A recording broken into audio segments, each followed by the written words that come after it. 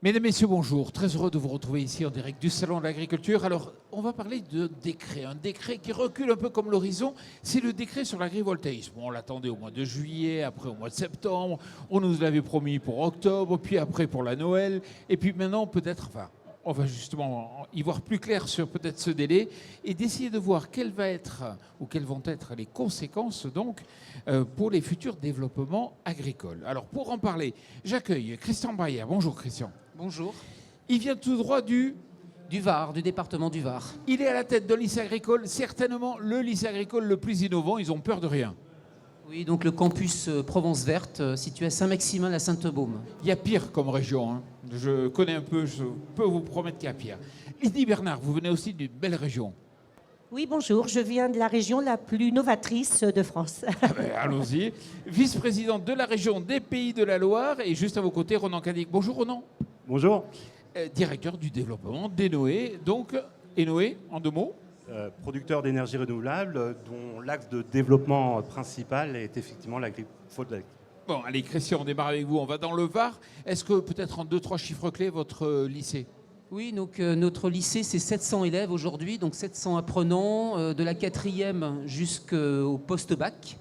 Et on travaille sur les métiers de l'agriculture, polyculture, élevage, viticulture, tout ce qui est lié au système agronomique, notamment donc, en région sud, avec toute la problématique du réchauffement climatique et des nouvelles dimensions que nous avons à relever. Et je vous le dis, dans le Var, ils sont plutôt frileux sur tout ce qui est agrivoltaïsme, mais vous avez dit non, on va leur montrer que ça peut avoir un intérêt. Oui, et puis de toute façon, on a des jeunes qui aujourd'hui se posent plein de questions sur les problématiques agronomiques. On cherche des systèmes de protection des cultures, des logiques qui font qu'à un moment donné, on puisse faire avancer des technologies nouvelles, des processus de production plus respectueux. En tout cas, nous, on y veille au lycée. Oui, mais Christian, pourquoi ils sont frileux dans le Var? C'est à cause de l'esthétique? C'est quoi le problème? Non, c'est qu'effectivement, au niveau du département du Var, il y a eu beaucoup de problématiques foncières. Et c'est vrai qu'on a livré du foncier agricole à l'urbanisme, ce qui aujourd'hui, au niveau de la DDTM, engendre des questionnements. Et donc aujourd'hui, l'agrivoltaïsme est freiné dans le Var. Est lié à une expérimentation qu'on souhaite mettre en œuvre en lien avec la Chambre d'agriculture, donc les agriculteurs, et bien sûr la DDTM qui représente les services de l'État dans le département. D'accord, on reviendra sur l'expérimentation juste après. Lydie Bernard, vous connaissez bien le monde agricole, vous avez été agricultrice. Alors justement, dans votre région, est-ce qu'il y a beaucoup de développement d'agrivoltaïsme? Et qu'est-ce que vous en pensez, vous? Alors pour l'instant, je vais répondre à la première question. Il y a peu de développement, mais tout le monde est en attente la réponse du Conseil d'État. Hein, c'est ça qu'on attend. Le décret, il est sorti, mais on attend le positionnement du Conseil d'État. Donc il y en a peu, par contre, il y en a beaucoup, beaucoup en projet. Ça, c'est sûr. Et ensuite, qu'est-ce que la région en pense? Avec Christelle Morancet, notre présidente, on se dit l'énergie propre, on en a besoin. On est plutôt pour la mixité autour de l'énergie propre. Donc l'agrivoltaïsme, pourquoi pas, mais à une condition, c'est qu'il soit bien encadré. Qu'il soit bien encadré pour, qu'on garde cette capacité nourricière sur les terrains qui supporteront les panneaux photovoltaïques, et deux, que le monde agricole garde bien la main là-dessus. Voilà ce qu'on en pense. Et c'est pour ça qu'au niveau de la région, en fait, on a 3 expérimentations qui vont voir le jour afin de mesurer tout ça avec les concitoyens, avec la Chambre d'agriculture. On a donc une expérimentation de panneaux agrivoltaïques sur un captage prioritaire au niveau de la région. On a une autre expérimentation au niveau d'une ferme expérimentale laitière, et enfin une 3e au niveau de la viticulture. Voilà, avec des acteurs différents. Ça peut être les chambres, ça peut être des acteurs autour de l'eau pour les captages prioritaires et aussi des coopératives. D'accord. Ronan, pourquoi il est important ce décret? Expliquez-moi. Il est important parce qu'il est attendu depuis très longtemps. Il fixe un cadre, donc ça c'est essentiel. Ce cadre aujourd'hui, alors petit résumé quand même du cadre justement. L'agri-PV va permettre effectivement l'installation, le maintien et la pérennisation de la production agricole. Donc ça, c'est vraiment l'enjeu principal, mettre la production agricole au cœur du projet. Donc là, ça rejoint tout à fait les préoccupations donc, de Lydie. On revient à votre démonstrateur. Votre démonstrateur, il doit démontrer quoi ? Oui, alors effectivement, le lycée est dans une logique de démonstrateur parce que l'objectif, c'est de montrer et de démontrer qu'il y a des possibles. Nous, notre objectif, c'est d'arriver à marier de l'agrivoltaïsme avec de l'agroforesterie. C'est-à-dire qu'on va loin dans le processus de biodiversité. On a de l'arboriculture, de l'abricot, de la vigne, du raisin de table notamment, mixé avec du maraîchage et mixé avec de l'élevage, notamment pendant l'hiver avec des brebis. Tout ce système est intégré dans un schéma agrivoltaïque de protection des cultures, l'objectif étant de produire. Si on ne produit pas, aucun intérêt. Donc on est bien dans une logique agronomique de production avec l'objectif de nourrir nos territoires, sachant qu'aujourd'hui, pendant l'été, il fait très chaud. On a les gels de printemps, on a des perturbations climatiques qui font que même nos anciens perdent la boussole à certains moments. Quand vous dites donc agroforesterie, c'est-à-dire quoi? Des fruitiers, lesquels? Voilà, donc fruitiers, raisin de table, je vous disais tout à l'heure, et abricotiers. On travaille sur ces deux essences-là. L'arboriculture dans le département du Var a quasiment disparu. C'est incroyable. Alors qu'elle était arboricole, ce territoire était arboricole avec de l'élevage, avec un certain nombre de productions. Aujourd'hui, le rosé de Provence, effectivement, a gagné beaucoup de marchés, ce qui est très bien en soi. Sauf que concrètement, sur la problématique de la souveraineté alimentaire, on est très mauvais. Donc on cherche la diversification. La Chambre d'agriculture du Var a bien orienté le foncier et la diversification agricole. Et l'agrivoltaïsme est un enjeu parmi d'autres pour développer cette diversification agricole. Et puis vous allez faire même du maraîchage entre. C'est ça? Quel type de production? Alors on pense à du maraîchage plutôt de printemps ou d'été sur des zones effectivement, on va dire arboricoles, des espaces entre des arbres de 5 mètres, vous voyez, ça laisse de l'espace. Des panneaux sur la partie arboricole et du maraîchage à partir du printemps, début été. L'objectif étant de multiplier les revenus possibles quelque part à l'hectare. Donc on gagne en valeur ajoutée, en biodiversité, on mixe des plantes pérennes avec des plantes plutôt annuelles, donc du maraîchage, et on intègre un système d'élevage. Nous, on a des troupeaux de brebis notamment, sur lequel on cherche parfois du pâturage pendant l'hiver. Quelque part, c'est ce qu'on recherche en agroécologie, tout ça, de mélanger à la fois des productions animales, des productions végétales, et espacer un peu ou gérer tous les niveaux. Oui, effectivement. Alors, c'est vrai que chaque territoire est différent. Moi, il n'y a pas de modèle. On ne me fera pas dire que le modèle qu'on imagine est le meilleur. C'est certainement pas le meilleur. Maintenant, il y a quand même aujourd'hui l'idée de retrouver du sens à toute la problématique agroécologique. Et quand on dit d'agroécologie, on pense à biodiversité, mixage de plusieurs essences. On repart aussi d'espèces plutôt patrimoniales, donc qui sont adaptées localement. Bref, on retrouve une agriculture de bon sens. Lydie, quand vous disiez, en fait, on recherche un cadrage, ça veut dire c'est notamment le taux de couverture, 40%, ça vous semble bien? Puisque dans le décret, on propose justement 40% de couverture des surfaces.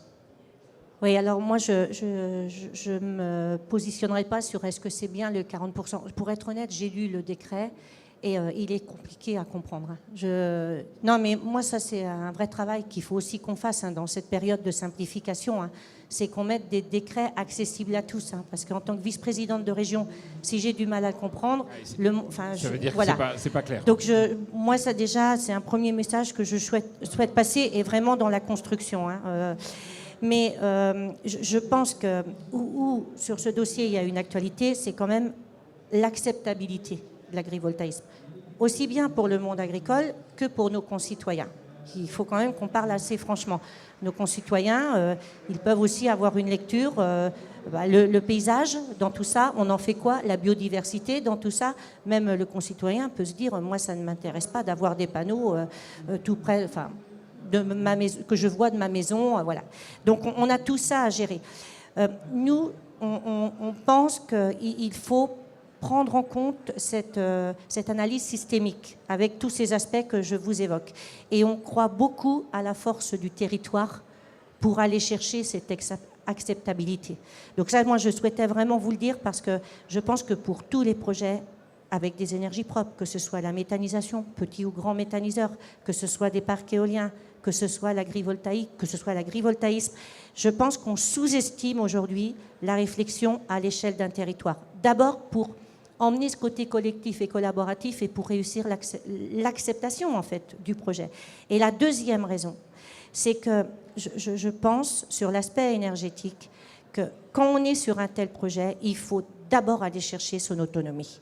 Les agriculteurs, ils doivent déjà penser à aller chercher leur autonomie énergétique avant d'injecter. Un territoire, il doit penser à aller chercher son autonomie. Et je pense que là, il y a vraiment deux choses qu'il ne faut pas sous-estimer, on va dire, si on veut installer des projets agrivoltaïques. Ronan, comment vous réagissez? 40% déjà, d'où sort ce chiffre? Si je le savais. Non, mais après, voilà, 40%, on ne prend pas aujourd'hui en compte les différentes technologies, les différentes productions agricoles. 40% pour de l'élevage, c'est bien. Pour de l'arboriculture, peut-être pas. On parle de viticulture en AVPV, on parle d'arboriculture, d'élevage ovin, d'élevage bovin. Parlons des technologies. On a des modules fixes aujourd'hui et des modules mobiles donc qu'on peut piloter. Tout ça, c'est pas pris en compte aujourd'hui dans le cadre du décret. Donc effectivement, ça pose question quant aux modalités d'application du décret, effectivement. Christian, vous en êtes où de votre projet? Alors aujourd'hui, effectivement, on avance sur, on va dire, sur nos parcelles avec des changements de PLU révisés de façon simple. On a un maire et une comité d'agglo qui est très, on va dire, enthousiaste au projet. L'objectif, ça serait effectivement de faire des plantations aux alentours de fin 2025 pour démarrer le processus, sachant qu'on a tout le travail du sol en amont à faire. On a l'installation donc d'architecture agrivoltaïque à imaginer. La DDTM nous aide beaucoup aussi dans cette idée-là. Et donc, en principe, 2025, on devrait être en capacité de démarrer. Et il faut obtenir le permis. Ah oui. Et là aussi, on a besoin de ce cadre par rapport aux services instructeurs aujourd'hui qui voient défiler sur leur bureau des dizaines et des dizaines de dossiers et qui n'ont pas de cadre réglementaire. C'est le décret qui va débloquer un peu tous ces dossiers ou le décret et la manière dont ils vont le lire. Il faut savoir que chaque département a sa manière bien propre d'instruire les dossiers. Ah, c'est un millefeuille un peu quelque part. C'est sujet à interprétation à chaque fois. Donc, oui, Lydie.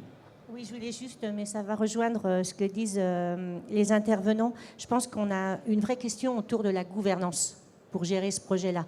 À la lecture du décret, en tout cas, avec mon prisme à moi, on a quand même des décisions qui sont plutôt départementales. On parle d'ailleurs du préfet du département.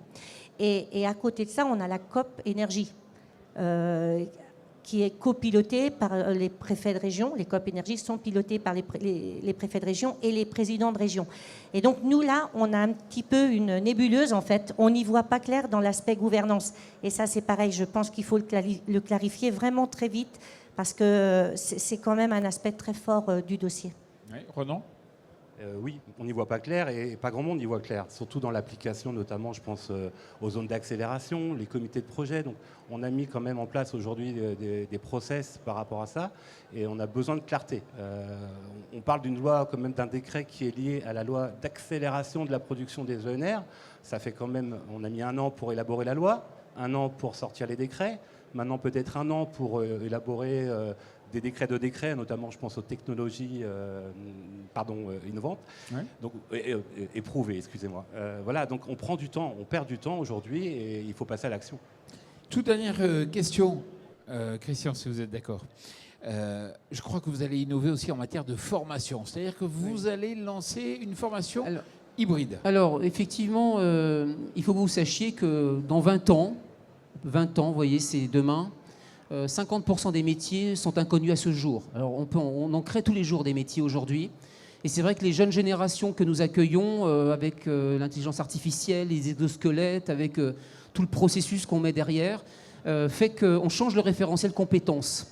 L'idée, effectivement, est d'accompagner des jeunes, soit sur des spécialités, soit sur en tout cas des compétences qui touchent à l'agronomie, et à l'énergie. Et c'est vrai qu'avant, on avait tendance à verticaliser davantage les compétences. Aujourd'hui, on a tendance à les rendre plutôt transversales.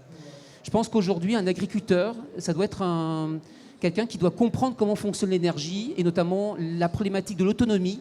Et ça, moi, j'y crois beaucoup. Aujourd'hui, au lieu de distribuer de l'électricité sur des longs circuits, on peut travailler déjà sur du circuit très court, énergétique, et l'agrivoltaïsme en fait partie. Donc vous avez lancé une formation qui mêle les deux compétences en Bac+2, Bac+3. Oui, alors nous on cherche l'idée de la licence professionnelle, on travaille avec le CNAM, donc les arts et métiers là-dessus.